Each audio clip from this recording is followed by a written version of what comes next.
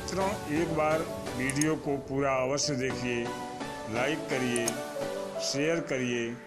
यदि अभी तक सब्सक्राइब न किए हों तो चैनल को सब्सक्राइब करते हुए घंटी को बजाइए।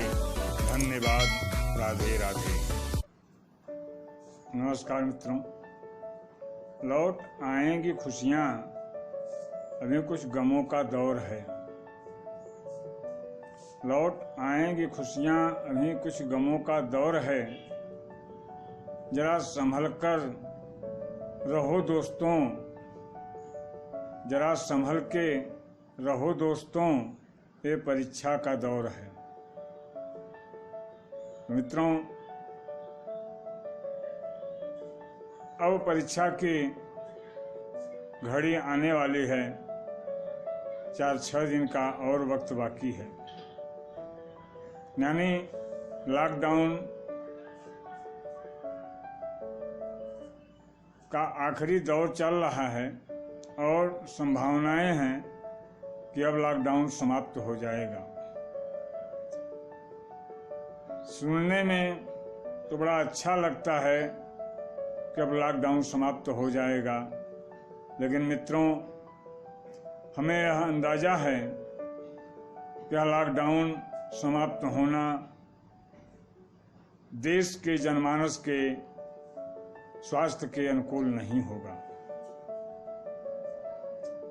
मित्रों, बहुत बड़ा सवाल है मेरा कि जब 657 मरीज भारत में थे कोरोना वायरस के, तो पूरे देश को लॉकडाउन कर दिया गया। जो जहां था उसको वहीं रोक दिया गया, जबकि उस समय संख्या बहुत सीमित थी। आज वर्तमान समय में हमारे यहाँ संक्रमितों की संख्या 1,39,049 है। लॉकडाउन समाप्त होते होते यह संख्या 2 लाख के पार हो जाएगी, यह पूर्ण संभावना बनी हुई है, क्योंकि प्रतिदिन 6,000, 6,500, 7,000 नए संक्रमित मरीज आ रहे हैं। तो कौन सी ऐसी परिस्थिति आ गई, कौन सी ऐसी संजीवनी मिल गई कि अब लॉकडाउन समाप्त हो रहा है, यह बात समझ में आती नहीं। मित्रों, लॉकडाउन को चलाना, लॉकडाउन को समाप्त करना, यह शासन का काम है।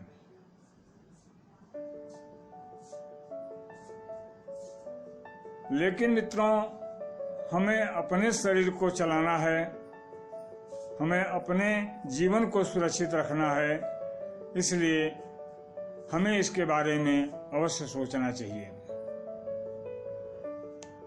स्थिति आज ये है कि प्रारंभ में जब यह संक्रमण शुरू हुआ तो उस समय तबलीगी समाज के कुछ लोग पूरे भारत के अधिकांश हिस्सों में इस संक्रमण को अपने करतूतों से बढ़ाया, जो आज इस स्थिति में आ चुका है। अब आज जब हमारी संक्रमितों की संख्या 1,40,000 के आसपास आ गई है, तब अब बंबई, दिल्ली, कलकत्ता, राजस्थान आदि आदि प्रदेशों से प्रवासी मजदूर अन्य प्रदेशों में आकर के गांवों में जाने शुरू हो गए हैं। तो मित्रों, बंबई से आने वाला संक्रमित, राजस्थान से आने वाला संक्रमित जब गांवों में घूमेगा तो संक्रमण की क्या स्थिति होगी, यह परमात्मा ही जाने। ऐसी स्थिति में शासन प्रशासन लॉकडाउन में ढील देने, लॉकडाउन को समाप्त करने की योजनाएं बना रहा है। आप सभी लोग अवगत होंगे कि रेलवे के टिकट की बुकिंग बड़ी तेजी से हो रही है। उस रेलवे से भारत के तमाम तर गांवों में संक्रमण का बीज पहुंचाया जा रहा है। शासन प्रशासन जिस मंशा से, जिस सोच से यह योजना बनाई है, उस योजना को कार्यपालिका के लोग सफल नहीं होने दे रहे हैं और सफल नहीं होगा। न तो वे पूर्ण रूप से जांच के दायरे में आ रहे हैं, न तो उनका कोई सही ढंग से जांच परख करने वाला है। सारे लोग औपचारिकताओं की पूर्ति कर रहे हैं। उदाहरण स्वरूप मैं एक छोटा सा उदाहरण आपको बता रहा हूं। पूरे देश में क्या हो रहा है, जहां जहां आप लोग हैं वहां देख ही रहे होंगे। जनपद सोनभद्र उत्तर प्रदेश का एक जिला है। जनपद सोनभद्र में चौथे लॉकडाउन के प्रारंभ होने तक एक भी मरीज नहीं थे। यह ग्रीन जोन के नाम से जाना जाता था। मित्रों, आज यहाँ की संख्या 6-7 के करीब हो गई है। ये 6-7 तो संक्रमित जनपद सोनभद्र में मूल रूप से नहीं रह रहे थे, ये बाहर से आए हैं। अभी कल जनपद सोनभद्र के मधुपुर इलाके में लोहरा गांव से 2 संक्रमित पाए गए। वो 2 संक्रमित कब आए, कैसे आए, कितने दिन तक गांव में घूमे, कहां घूमे, इसकी सही जानकारी शासन प्रशासन को कतई तौर पे नहीं है। प्रशासन प्रशासन की लापरवाही देश को संकट में डालने का कार्य कर रही है। तो मित्रों, हमारे कहने का मतलब कि अगर इस ढंग से शासन प्रशासन यानी कार्यपालिका अपने दायित्वों का निर्वहन करेगी तो देश गंभीर संकट में पड़ेगा। और जब देश गंभीर संकट में पड़ जाएगा तो यहाँ न तो पर्याप्त मात्रा में हॉस्पिटल हैं, न तो यहाँ पर्याप्त मात्रा में डॉक्टर हैं, यानी भेड़ बकरी की तरह जनमानस की मृत्यु होगी और कोई कंट्रोल नहीं कर पाएगा। तो मित्रों, हम जनमानस से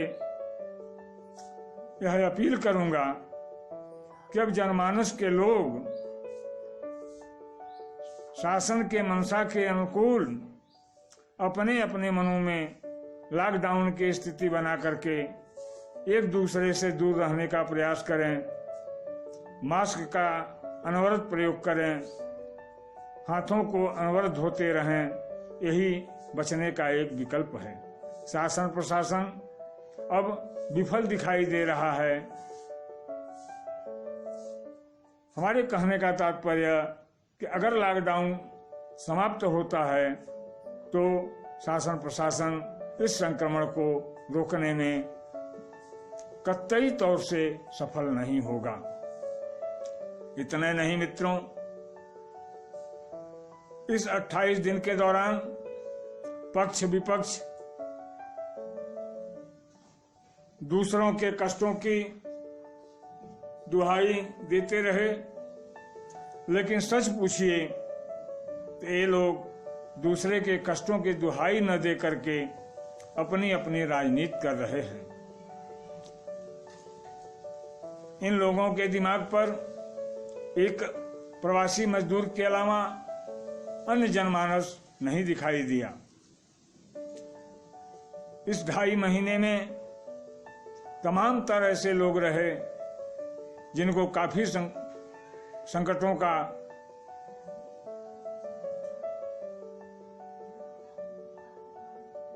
परिणाम झेलना पड़ा। जैसे विप्र समाज जो पूजा पाठ करता है, अनुष्ठान करता है, मंदिर आदि बंद होने के कारण उनके कार्य बंद थे, उनके भोजन के लाले पड़ गए। उनको पूछने वाला कोई नहीं था। टैक्सी चालक, टेम्पू चालक, छोटे व्यापारी,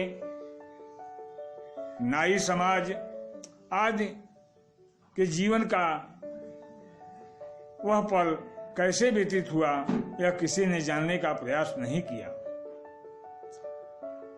हमारे कहने का तात्पर्य, राजनीतिक दल सिर्फ अपनी राजनीति के लिए चर्चाएं करते रहे, किसी के वास्तविक कष्ट और संकट के बारे में किसी ने नहीं सोचा। इसलिए मित्रों, यह राजनीतिक दल अपने निजी हित के लिए कोई भी कार्य करता है, इसमें आपका हमारा भला होने वाला नहीं है। हमारा आपका भला तब होगा जब हम आप स्वयं अपने लिए कुछ सोचेंगे और अपने जीवन के लिए सोचेंगे, वही अति श्रेयस्कर होगा। जय हिंद, जय भारत।